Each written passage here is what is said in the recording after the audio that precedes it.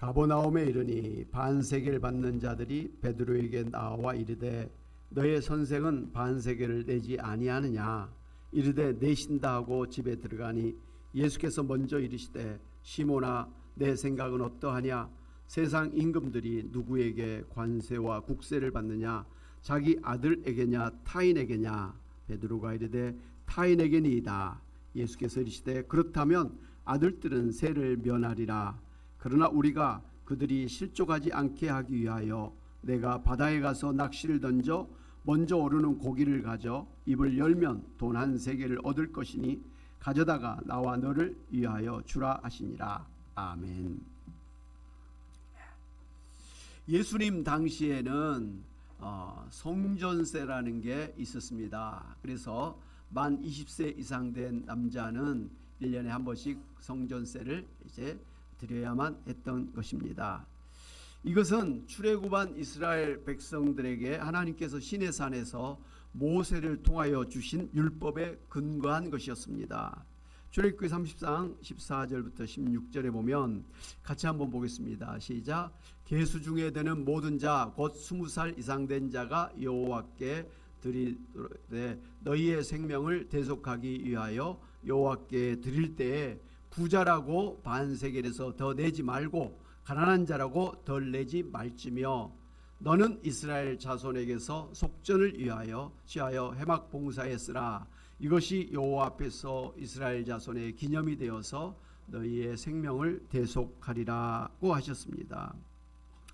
이런 성전세는 이제 애굽의 종살이로부터 구원해 주신 하나님의 은혜에 대해서 감사함으로 드리는 일종의 감사헌금이었고 의무세였습니다. 이렇게 성전세를 받아서 이제 성전을 이제 건립하거나 성전의 기구들을 위해서 한 그러한 비용으로 사용을 했었습니다. 오늘 성경에 보니까 성전을 관리를 맡았던 사람들이 베드로에게 너의 선생은 반세계를 내지 아니하느냐, 너의 선생은 성전세를 내지 아니냐 이렇게 물어봤습니다. 그랬더니 베드로가 너무나 당연하듯이 냅니다 라고 그렇게 대답을 했습니다. 그리고 이제 집에 들어왔는데 예수님께서 먼저 베드로에게 시몬아 내 생각은 어떠하냐. 세상 임금들이 누구에게 관세와 국세를 받느냐. 자기 아들에게냐 타인에게냐 라고 물으셨습니다.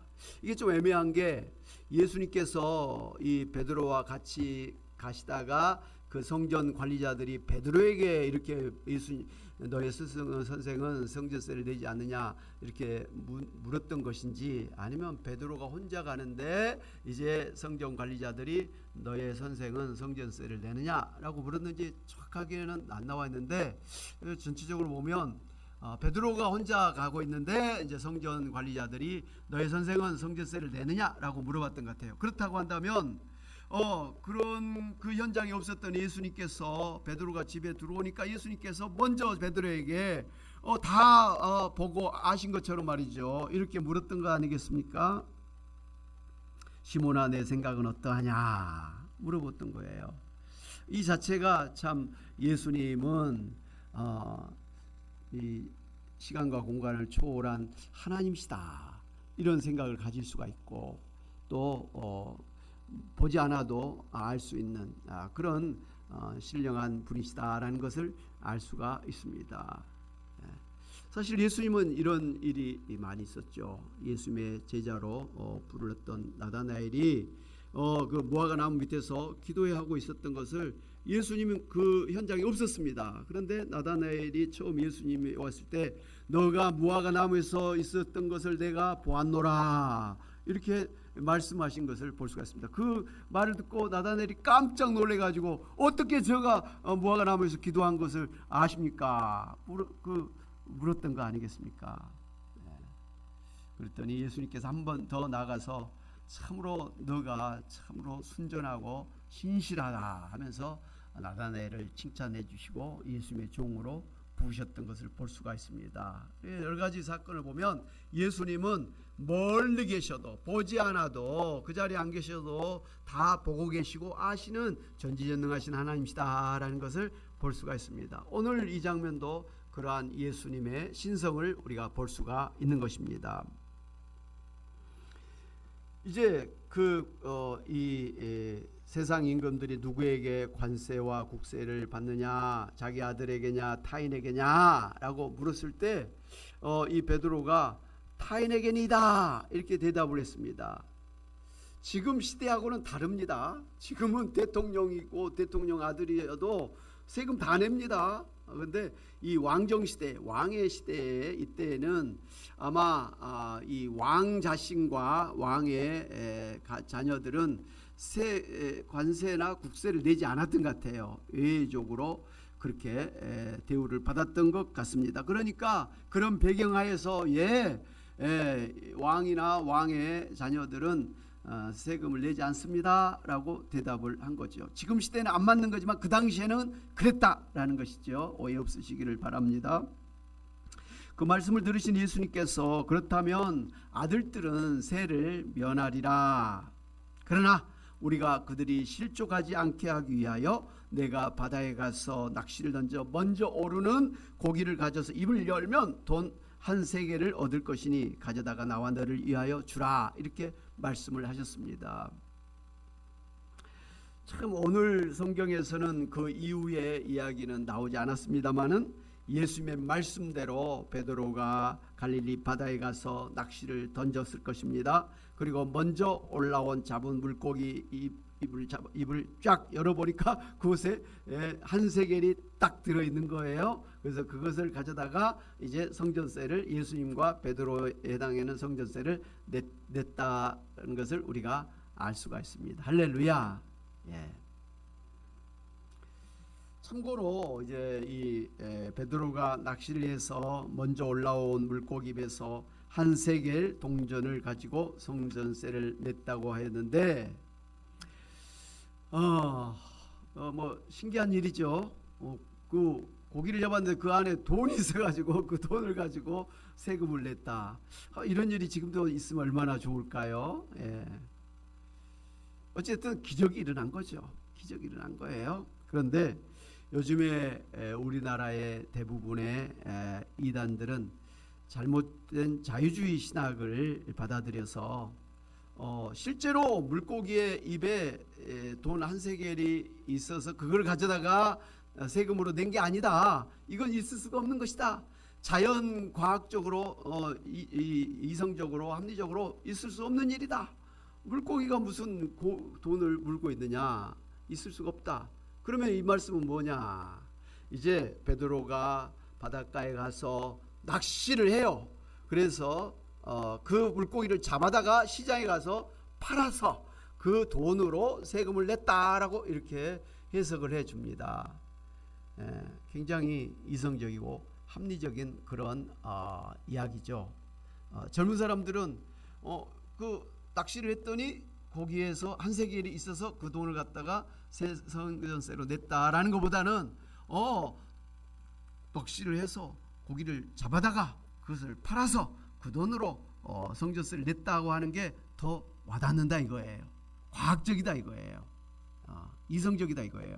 그래서 그런 해석을 더 쏠깃하면서 한 번도 교회에서는 들어보지 못했는데 우와 이렇게 성경을 해석하는구나 해가지고 그렇게 가르치는 이단들에 혹 빠져나가는 일들이 많이 있습니다. 소위 비유론이라고 그래가지고 그 성경에 나오는 기적들을 이렇게 과학적으로 이성적으로 해석을 해주고 설명을 하는 그런 일들을 하는데 이게 소위 자유주의 신학이라는 거예요.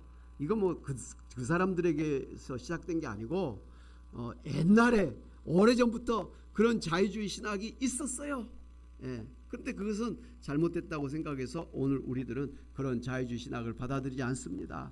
그냥 말씀 그대로 그 기적이 일어났다라고 보는 것입니다. 태초에 하나님께서 말씀으로 이 세상을 창조하셨다. 창세기에 처음부터 그렇게 말씀하시잖아요. 이 세상에 이런 물질을 하나님께서 말씀으로 해야 생겨라 달아 생겨라 이렇게 하니까 생겼다. 별이 생겨라 그러니까 막 이 광활한 우주가 생겼다. 이게 우리 이성적으로 와닿지가 않습니다. 그런데 성경에서는 하나님께서 말씀하시니까 이루어졌다라는 거예요. 그런데 이제 통일교 같은 문선명의 이런 원리강론에 보면은 그게 아니고 이 세상은 음과 양의 음양이 있는데 그 기운들이 이렇게 조화를 이뤄 가지고 이게 이렇게 만들어지고 만들어졌다 이렇게 이야기하는 거예요. 그러면 그 음양은 어디서 나왔느냐는 거죠. 예, 그 근거가 없고 밑도 끝도 없는 그런 잘못된 해석을 하고 있는 겁니다. 우리나라 사람들은 그 동양의 음양론을 좋아하잖아요. 음양론을 좋아해요. 그래서 그게 더 와닿는다, 과학적이다 이렇게 이야기를 하고 이야기를 합니다. 어찌됐든 그런 잘못된 해석을 하는 게 자유주신학이에요. 아니 하나님께서 전지전능하신 하나님이시기 때문에 하나님께서 말씀하시면 뭐 이 세상 이상의 것도 창조하실 수 있는 분 아니겠습니까? 그래서 전지전능하신 하나님이라고 그러는데 어떻게 하나님 말씀으로 하셨다라는 창조하셨다는 것을 제대로 그건 받아들이지 않으면서 뭐 음양이 조화를 이뤄가지고 그곳에서 뭐 이렇게 해서 뭐 세상이 만들어지고 사람이 만들어졌다 뭐 이렇게 이야기를 하는데 그건 잘못된 그런 주장이죠. 흙으로 사람을 창조하시고 남자의 갈비뼈로 여자를 만드시고 또 병든 자들을 말씀으로 치유해 주시고 귀신을 쫓아내 주시고 심지어 죽은 자를 살려 주시고 열왕기상 보면 엘리야가 이제 3년 6개월 동안 기럇 시내가에 있을 때 하나님께서 까마귀를 보내 가지고 매일 떡과 마실 물을 보내 주셔 가지고 그 가뭄 3년 6개월 동안 엘리야가 먹고 마실 수가 있고 살아날 수가 있었다. 성경 그렇게 이야기를 하잖아요.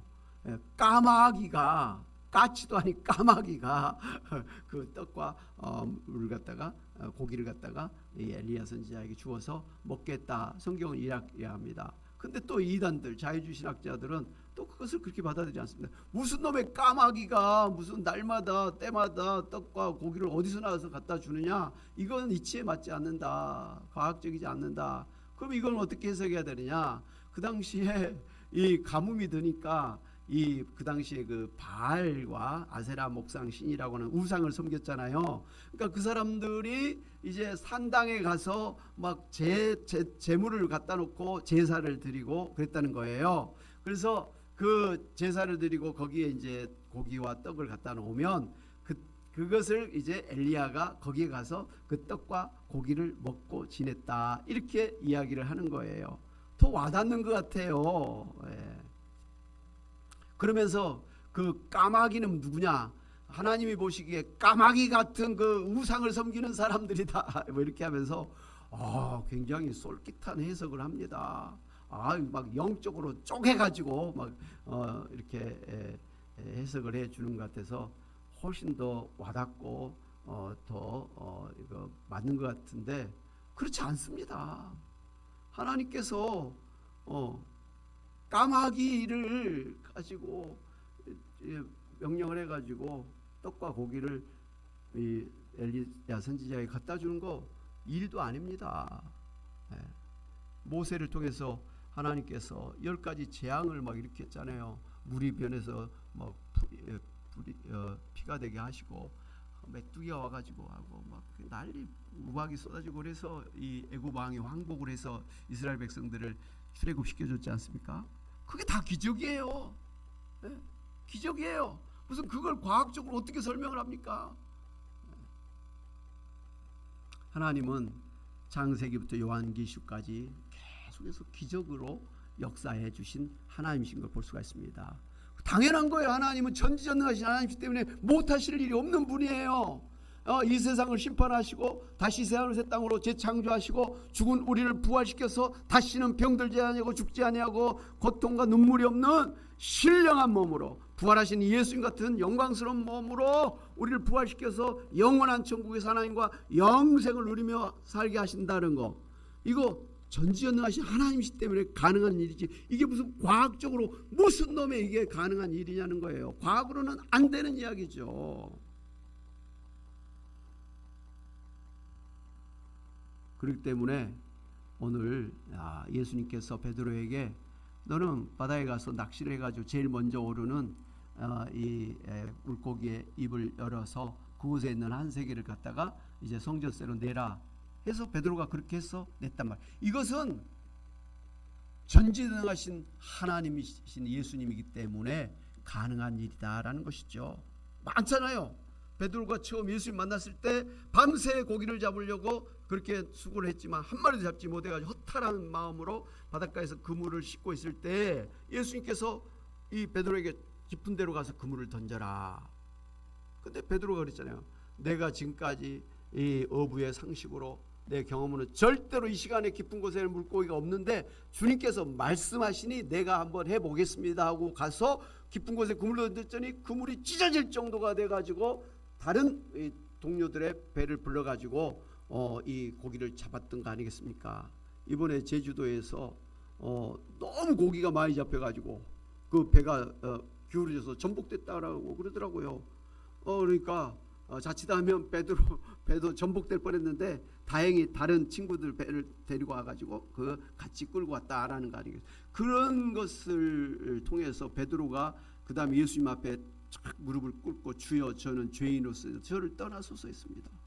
이건 절대로 인간적으로 있을 수 없는 일인데 이런 데서 이런 깊은 곳에서 이 시간에 이렇게 많은 고기를 잡게 할 수 있는 것은 이분은 하나님이 아니면 안 된다라는 그런 깨달음이 있어서 그 자리에서 예수님이 하나님이라는 그 깨달음을 가지고 저를 떠나서 저는 죄인입니다. 왜? 죄인은 하나님 앞에 서면 죽거든요.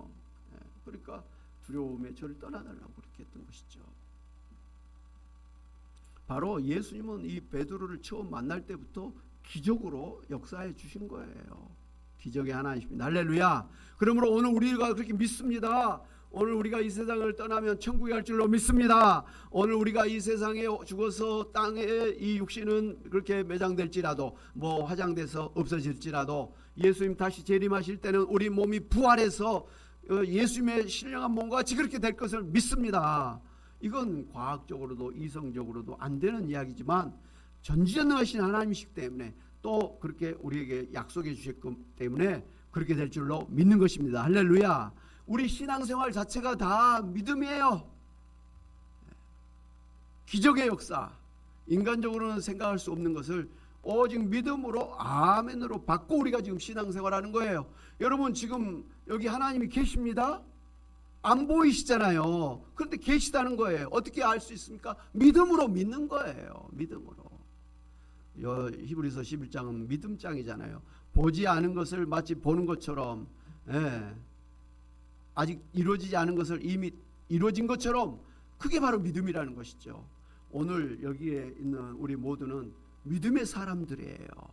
하나님이 살아계시고 하나님이 세상을 창조하시고 하나님이 이 세상을 구원해 주시고 하나님이 우리를 부활시켜 주시고 하나님이 땅에 새하늘 새 땅을 만들어 주셔서 우리로 하여금 영원히 하나님과 함께 천국에 살게 하실 것이다. 믿기 때문에 오늘 이 자리에 있는 줄로 믿습니다. 그 중에 하나라도 믿지 않는다고 한다면 여러분은 이 자리에 있을 이유가 없는 거예요.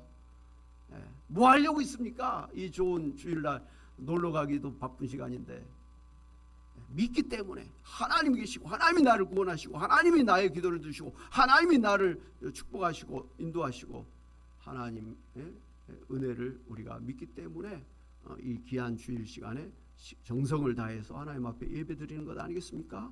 하나님을 신령과 진정으로 예배하는 자들을 하나님이 찾으시고 하나님이 축복하신 걸 믿기 때문에 예배에 우리가 집중하는 것입니다. 할렐루야.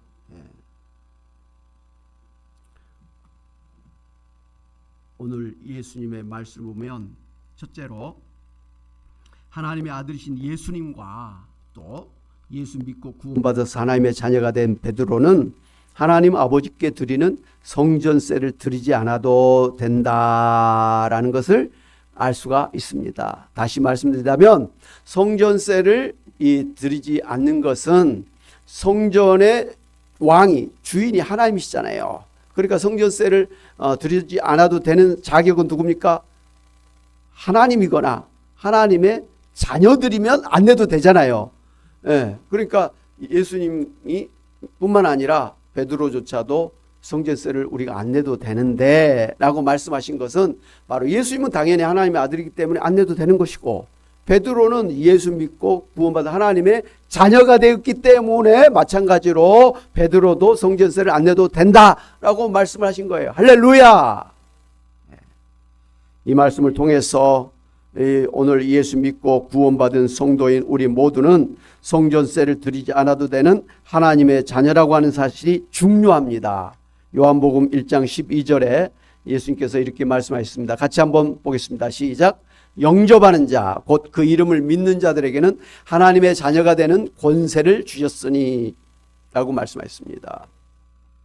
예수님을 영접하는 사람, 예수님을 내 마음에 나의 주님, 나의 하나님, 나의 왕으로, 나의 구원자로 영접해서 모시고 사는 성도는 하나님의 자녀가 되는 권세를 받았다는 것입니다. 오늘 예수님을 믿으십니까? 그렇다면 여러분은 하나님의 자녀가 되신 줄로 믿으시기를 바랍니다. 네, 바로 오늘 우리도 하나님의 자녀이기 때문에 예수님과 베드로처럼 성전세를 내지 않아도 되는 그런 특권을 가지고 있다라는 것입니다. 그러므로 오늘 우리는 하나님의 자녀구나라고 하는 그러한 신분의식을 가지고 프라이드를 가지고 사시는 여러분 되시기를 바랍니다. 예. 왕자가 왕자 거지, 책을 보면 왕자가 그 왕궁을 떠나서 거지가 되고 거지가 왕궁으로 들어가서 왕자 행세를 하잖아요. 그런데 비록 거지 옷을 입고 있는 왕자일지라도 그 남이 보기에는 누추한 거지인데도 불구하고 자신은 어떤 마음을 가지고 있습니까? 나는 왕자다. 남이 보기에는 거지로 보이지만 속으로는 나는 왕자다라고 하는 신분의식을 어떻게 버리고 살 수가 있습니까? 오늘 우리가 이 세상에서 좀 누추하게 살아갈 수는 있습니다만은 우리 속으로는 나는 하나님의 왕자다. 하나님의 공주다. 나는 천국의 백성이다. 그런 자부심을, 프라이드를 가지고 살아야 된다 이 말씀이에요. 할렐루야. 오늘 추수감사절 맞이하면서 내가 예수님 믿음으로 하나님의 자녀가 됐다. 이 성전세를 내지 않아도 되는 하나님의 자녀가 되었다라고 하는 이 구원의 확신을 가지고 감사하며 기쁨으로 나아가시기를 주님의 이름으로 축원합니다. 아멘. 둘째로 이렇게 성전세를 내지 않아도 되는 예수님과 베드로 사도였지만 그 다른 사람들을 실족시키지 않도록 하기 위해서 성전세를 내신 것처럼 오늘 우리가 이 세상에서 구원받은 하나님의 자녀가 되었지만 다른 사람들로 하여금 실족하지 않도록 하기 위해서 우리가 그렇게 남을 배려하면서 살아야 된다라는 것을 교훈받을 수가 있습니다. 하나님의 아들이신 예수님이 죄가 없으신 분이시잖아요. 그리고 그럼에도 불구하고 이 세상을 구원하기 위해서 우리와 똑같은 육신을 입고 이 세상에 태어나셨단 말씀이에요. 그리고 우리가 받아야 될 죄값을 대신해서 우리 대신 십자가에서 대속의 피를 흘리시며 죽으셨다는 것이죠. 이 모든 게 뭡니까? 예수님은 인간으로 태어나지 않으셔도 되는 하나님이세요. 그리고 이 세상에 태어났을지라도 그 가난한 목수의 집에서 가난하게 살 필요가 없었던 거예요. 무엇보다도 십자가에서 피를 흘려서 매를 맞고 그렇게 하면서 창에 찔려서 죽으실 분이 아니란 말이에요. 죄가 하나도 없으신 분이기 때문에 그 죄값으로 죽으실 이유가 없는 분이셨음에도 불구하고 왜 죽으셨습니까? 왜 인간의 몸을 입고 태어나셨습니까?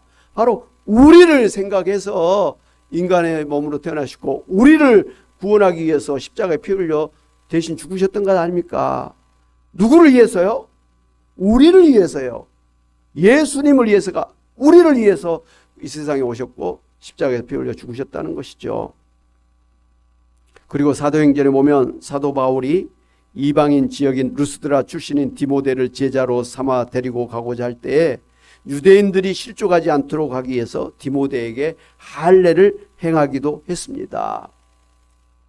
초대교회 예루살렘 총회에서는 이방인을 전도해서 기독교인이 되게 할 때 유대인처럼 할례를 시켜야 될 것이냐, 할례를 안 해도 되느냐라는 것에 대해서 총회를 열었습니다. 그래서 거기서 나온 결론은 유대인이야 뭐 어차피 태어나서부터 바로 할례를 다 남자들 말합니다. 할례를 하지만 이방인들을 굳이 할례를 해야 될 이유가 없다.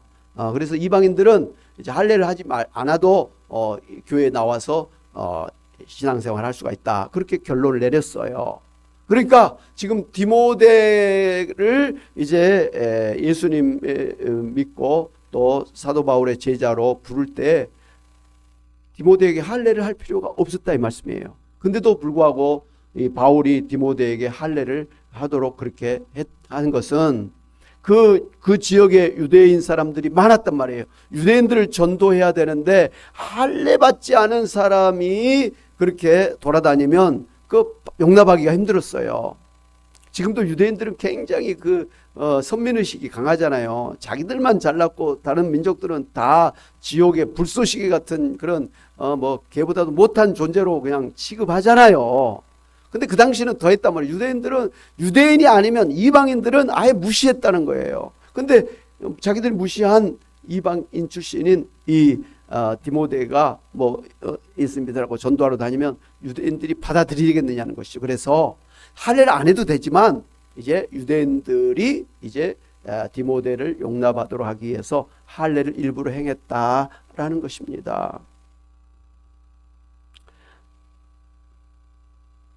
그리고 초대교회 당시에 시내에 유통되고 있던 고기는 모두 로마의 신전에 바쳐졌던 그런 제사 음식이었기 때문에 초대교회가 우상에게 드려진 음식을 먹어도 되는가 하는 것에 대해서 또 총회를 열었었는데, 비록 제사에 바쳐진 고기일지라도 고기 자체는 무슨 악한 것이 아니다. 그렇기 때문에 그 제사 음식으로 드려졌던 그런 고기를 예수 믿는 성도가 먹어도 된다라고 그렇게 결론을 내렸습니다. 다른 사람을 실족시키지 않기 위해서, 그러나 사도 바울은 다른 사람을 실족시키지 않기 위해서 나는 제사 음식을 먹지 않겠다, 그렇게 결심했어요. 먹어도 괜찮은데 그런 거예요. 처음 우리나라에 들어오신 미국 선교사님들은 그 당시에 조선 사람들이 술 접대 문화가 있어서 집집마다 술이 있고 막 술이 많으면 많을수록 막 자랑했잖아요. 만나면 술을 먹고 막 그랬잖아요. 우리나라 조선시대 사람들이 그랬었어요. 아주 술꾼들이었어요. 부자는 더 그렇고 가난한 사람은 또 독한 술 먹고 막 그랬었습니다. 그래서 만나면 술을 먹고 그냥 길거리에 술 취한 사람들이 그냥 넓어졌었습니다. 그런데 그렇게 술 취한 사람들이 예수를 믿고 교회에 들어왔단 말이에요. 예배 시간 내내 막 그냥 헛소리하고 그냥 막 술주정 배고 막 이랬던 거예요. 예배가 안 되는 거예요. 그래서 선교사님들이 예수 믿는 성도들은 술을 먹지 마세요 라고 금주를 갖다가 명령을 했습니다. 그런가 하면 또 우리 조선시대 사람들은 할머니고 할아버지, 남자고 여자고 어린아이까지 심지어 담배를 그렇게 많이 피웠어요. 옛날에 저 어렸을 때 할머니도 빰뿌리라 그럽니까? 이만한 긴 거 가지고 거기다가 고련 이렇게 해가지고 또 말아서 거기다가 볶음 이렇게 했던 기억이 나요. 그 당시에 다 여자들도 할머니들 다 담배를 피웠어요. 저는 그게 맛있는 건 줄 알았어요. 어렸을 때 한번 먹어봤어요. 혼났습니다. 그냥 막 캑캑거리고 기침하고 막 물을 먹고 막 아이고, 그래서 이것을 왜 사람들이 이렇게 먹는가. 지금도 안 먹어요. 그때 혼쭐 나가지고. 그때 담배가 맛있었으면 지금 담배 피는 목사가 됐을 텐데. 어쨌든 그 당시에 담배를 많이 피웠어요. 소위 니코틴 중독이 돼버린 거예요. 단순히 많이 피워서 문제가 아니라 니코틴 중독이 되면 문제가 생기잖아요. 우리 정신적으로.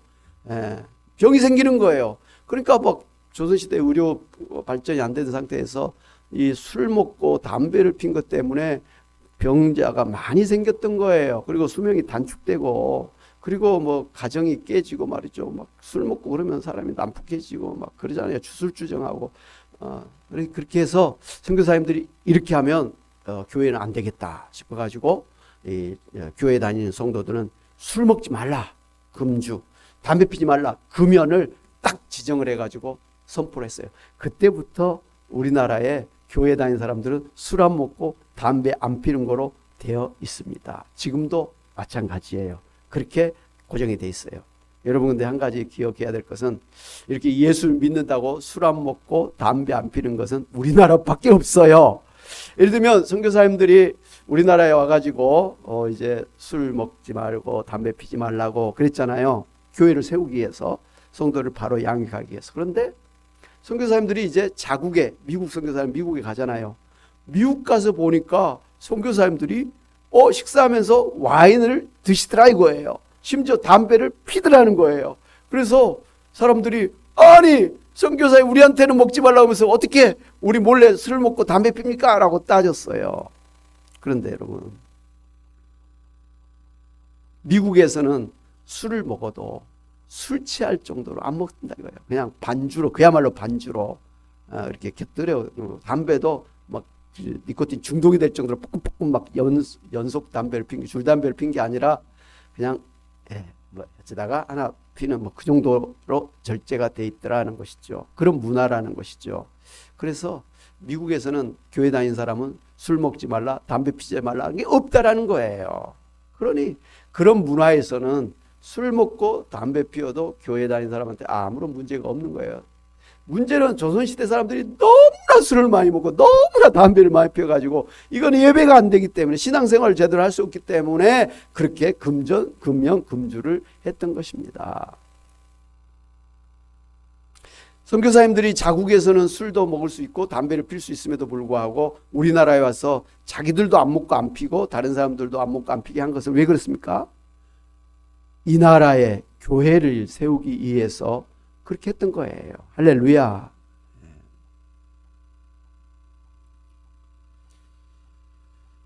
참 이렇게 말씀드리면 우리 성도들이 그러면 우리도 술 마셔도 되고 담배 피워도 괜찮은 거 아니냐 하면서 그냥 또 술도 드시고 담배도 피실 수가 있는데, 여러분 오늘 말씀을 드리고자 하는 것은 내가 가능할지라도 그것 때문에 다른 사람이 실족을 당하면, 시험에 들면 하지 않아야 된다라는 걸 지금 말씀드리는 거예요. 우리나라는 전통적으로 교회 다니는 믿음이 좋은 사람들은 술 안 먹고 담배 안 핀다라고 다 인식이 돼 있어요. 교회 다니는 사람뿐만 아니라 교회 밖의 사람들도 그렇게 돼 있어요. 그래서 술 좋아하고 담배 피는 사람들은 아이고 그 교회 가면 못 먹게 하는데 천주교는 술 먹어도 되고 담배 피워도 되고 신부랑 같이 먹을 수 있고, 그렇기 때문에 나는 술 먹어야 되기 때문에 천주교 간다. 심지어 교회는 뭐 제사를 못 드리게 하는데 천주교는 뭐 제사를 드린다. 나는 제사를 드려야 되니까 천주교, 뭐 이런 사람들이 있는 거예요. 근데 교회 다니는 사람들이 술 먹지 않고 담배 안 핀다라고 다 세상 사람들도 알고 있는데, 장로라는 사람이 나는 뭐 성경 보니까 술 먹어도 된다 그러고 우리 목사님도 뭐 괜찮다고 뭐 그랬는데, 그러면서 막 술 막 그냥 막 치아들어 먹고 막 2차 3차 가고 막 줄 담배 피고 그러면요, 주변 사람들이 아니 저 사람 장로라고 하는 사람이 어떻게 저렇게 술을 먹고 저렇게 담배를 피우면서 인정을 안 해줘요. 저 사람 완전히 이거 뭐 그냥 무늬만 장로 아니야? 이렇게 하면서 인정을 안 해주잖아요. 예. 장로라 그러면 술 안 먹고 담배 안 피는 거로 딱 돼 있잖아요. 근데 먹어도 된다 그래갖고 술 마시고 담배 피워버리면 그때부터 인정을 못 받아요. 그리고 인정을 못 받으면 전도하려고 그러면 됩니까? 너나 잘해. 뭐 이렇게 해버린 거예요. 아무런 덕이 안 되는 거예요. 그래서 지금도 나는 예를 들면 먹어도 되지만 다른 사람들에게 시험 들지 않도록 하기 위해서, 하나님의 교회를 세우기 위해서 나는 술, 담배를 하지 않는다 라는 게 바로 덕을 세우기 위해서 하는 것입니다. 할렐루야. 오늘 예수님께서 성전세를 내지 않아도 되는 하나님의 아들이지만 성전세를 내셨던 것이 다른 사람을 시험에 들지 않도록 하기 위해서, 덕을 세우기 위해서 그렇게 하셨던 것처럼 우리도 나는 이런 자격이 있어 하면서 그냥 막 하다 보면 옆에 사람들이 상처받는 일들이 많이 있어요. 아니 내가 돈이 많아가지고 막 그렇게 이렇게 뭐 집도 많이 사고 뭐 돈도 펑펑 쓰고 막 그런다는데 왜 나한테 못하게 하느냐? 내 돈 벌어서 내가 쓴다는데 하면서 막 펑펑펑펑 막 사치하고 그러면은 그건 아니다 이거예요. 왜? 지금 돈이 없어서 먹을 것이 없는, 제대로 입을 것이 없는 그런 불쌍한 사람들이 주변에 있어요. 근데 그런 사람들 앞에서 막 동행세를 하고 그러면은 덕이 안 되는 것이죠. 그래서 절제하는 거예요. 누구를 위해서? 다른 사람을 위해서 배려하는 것이죠. 결국은 하나님께 영광 돌리고 교회를 세우고자 하는 그러한 건덕이기 때문에 그렇게 우리가 자기를 절제하고 조심하는 것 아니겠습니까? 할렐루야. 사랑하는 여러분, 오늘 말씀을 통해서 예수 믿고 구원받은 우리 모두는 다 하나님의 자녀라고 하는 신분의식을 가지고, 프라이드를 가지고 말씀을 따라서 성결된 삶을 살아야 될 줄로 믿습니다. 그러나 다른 사람을 실족시킬 수 있는 그런 일은 하지 아니하도록 지혜롭게 사심으로 인해서 하나님과 다른 사람들 앞에서 칭찬받고 존경받는, 인정받는 여러분이 다 되시기를 주님의 이름으로 축원합니다. 아멘.